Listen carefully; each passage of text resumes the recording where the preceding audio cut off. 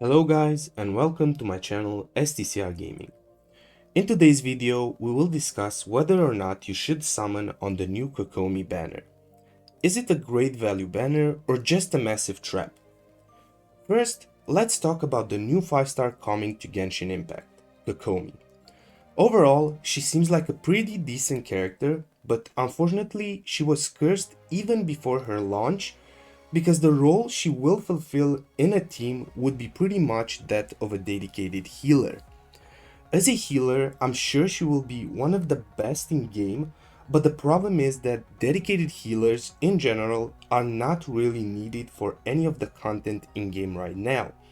The focus of the game being DPS oriented, so characters that can heal and boost your damage such as Bennett, or characters that can also give you a shield like Diona will always take priority. Also, there are characters like Zhongli who pretty much blocks all incoming damage with his shield while boosting your team's damage, or in a lot of cases, if your rotations are fast enough, you can completely skip healers and go all out for damage. Now it is true that the meta is slowly shifting more and more in the favor of healers, as we saw in the new Abyss with the new corrosion debuff, but for the time being you can easily clear those stages with a low level, low invested Barbara, Noelle, or any other healer you may have, or Bennett can as well maintain your team alive by himself with some proper management. So you don't really need to summon for a dedicated healer like Kokomi for now. That being said, I do think they will push the healer meta more and more in the near future, and we'll have to slowly move away from shielders and invest a lot more into our healers so characters like Kokomi will get more viable then. Another problem that Kokomi has is that she cannot crit. So initially she will do some pretty good damage, but the problem is that her damage will not scale well into the late game. On the plus side, she scales very well with HP as well as healing bonus.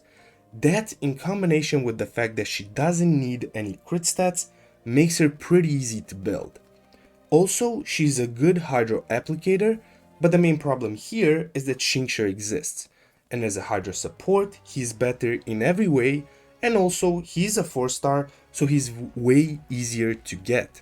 So in conclusion, Kokomi is a good character, just not one we really need for now. That being said, if you like her, of course, definitely go for her, and also if you happen to get her while summoning for the other characters on her banner, do not consider it a loss. She's still a great character and she might prove to be very valuable in the future. Now for the 4 stars, first we have Xingqiu. By now I think everyone knows just how broken Xingqiu actually is. He is by far one of the best characters in the game, and he is the best partner of any pyro DPS in the game.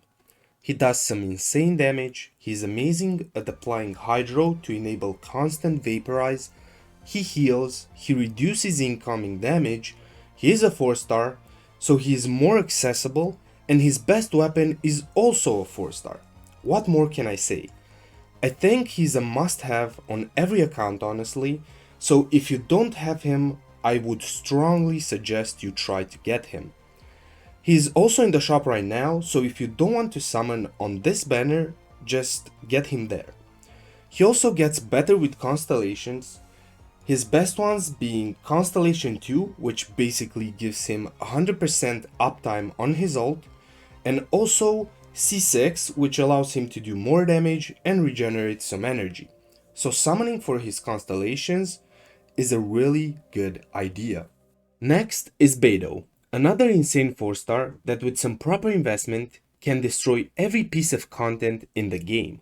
Now unlike Xingqiu, Beidou is a bit more damage oriented, so naturally she will need more investment in order for you to see amazing results. She's good at C0, but C2 is where she really starts shining, because the bolts she releases from her burst can jump to more targets. She excels when fighting larger groups of enemies because that's when her arcs will jump from target to target and deal insane damage.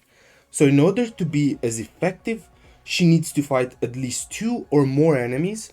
Her single target DPS is significantly lower, but still decent if you want to use her for those situations. She has some energy problems because without energy recharge, she generates too little energy by herself and her burst cost is 80. But that can easily be fixed by teaming her with other Electro characters such as Fischl. Overall, she's an insane character and one that I would recommend summoning on when you can. And lastly, Rosaria.